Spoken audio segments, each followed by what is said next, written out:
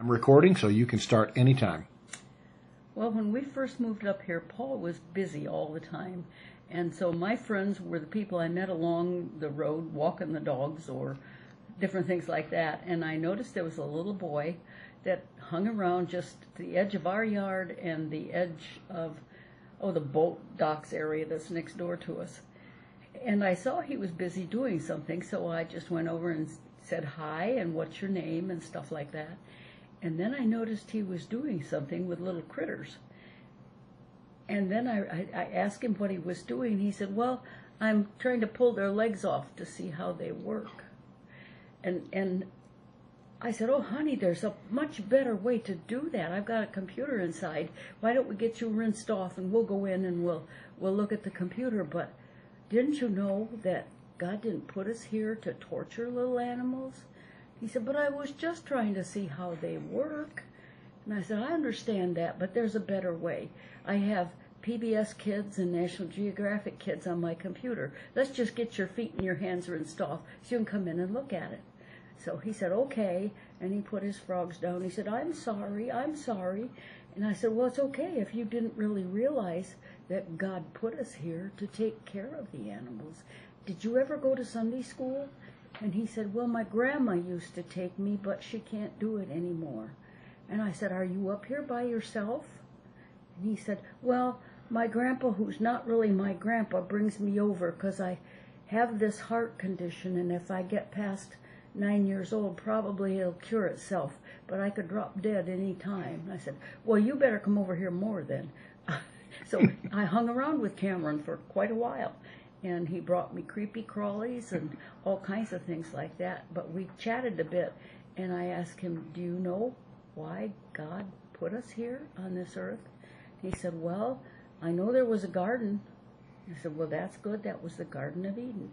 And he said, and then he made a man, and he was Adam, and then he made a girl, but I can't remember her name. And I said, that was Eve. That was to be his wife. He said, okay. I said, do you remember what God told those people to do? He said, no. He told him not to eat the apple. And yeah, it wasn't exactly an apple, but not to eat from that particular tree. Oh yeah, that's it. And so we talked a little more. And I said, God told the man to take care of the garden and to name the animals and to care for the animals, not to torture them. And he got really, really quiet, and the tears kind of ran down his face, and he said, I'm sorry. I said, well, if you didn't really understand and you just wanted to know how they worked, let's go look at my computer now. And I said, anytime you need to come over here and you need to rinse off your hands and your feet, you can just use the hose. It's always out there.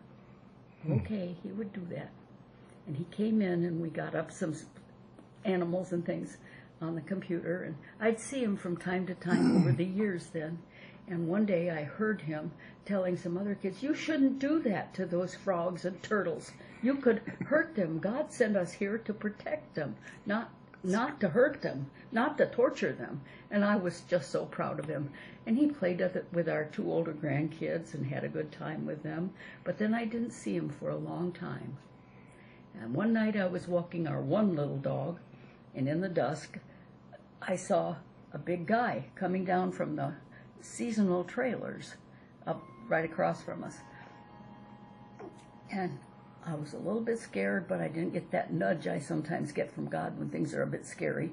So I stayed out there, and then he said, Mrs. Jorg, is that you? I know that's not Bogey or Holly, but that must be your new dog. And I said, yes. And he came over, and he was really excited. This is in the last year.